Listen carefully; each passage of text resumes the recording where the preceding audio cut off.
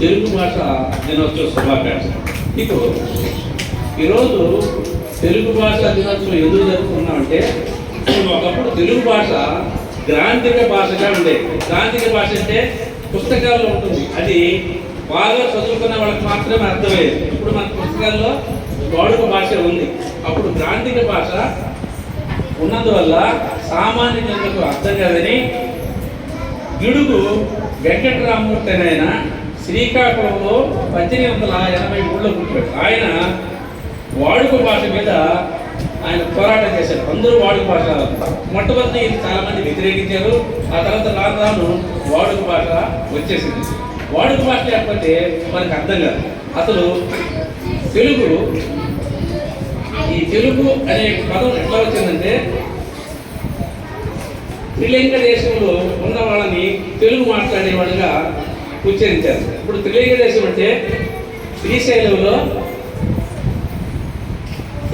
ఒకటి, ఆ తర్వాత ద్రాక్షారామం ఒకటి, కాళేశ్వరం ఒకటి. కాళేశ్వరం వచ్చి తెలంగాణ ఉంది.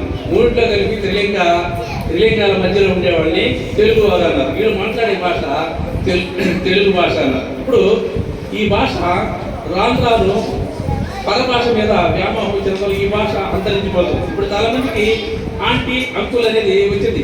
ఆంటీ అంకుల్ అనేది వచ్చింది, కానీ మేనమామ మేనత్త అంటే చాలా మంది తెలియదు. మేనమామ అంటే అమ్మ తమ్ముడిని మేనమామ అంటారు. మేనత్త అంటే నాన్న చెల్లెల్ని మేనత్త అంటారు. ఈ మేనత్త మేనమామ ఇంగ్లీష్ పదాలు లేవు. అంటే మన భాషని మనం రాను మర్చిపోతున్నాం. భాష అంతరించిపోయింది.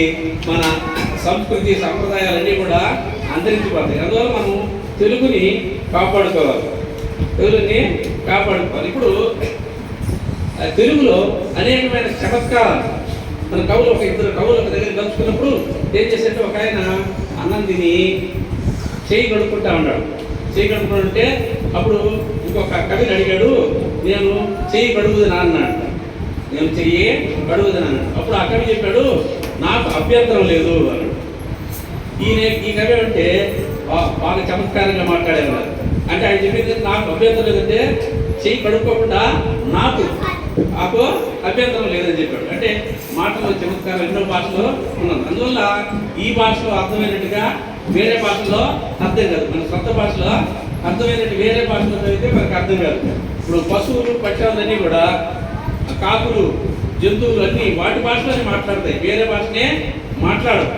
ఇప్పుడు పరభాష వేరే భాషలో నేర్చుకుంటే మన భాష కన్ను లాంటిది అయితే పరభాష కంటి అర్థం లాంటిది. అంటే కన్ను బాగుంటేనే కంటి అర్థం పనిచేస్తుంది.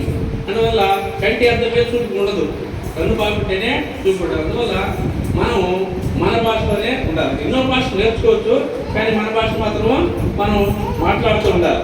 ఇంట్లో పోయినప్పుడు మన భాషనే మాట్లాడాలి. సరేనా? ఓకే.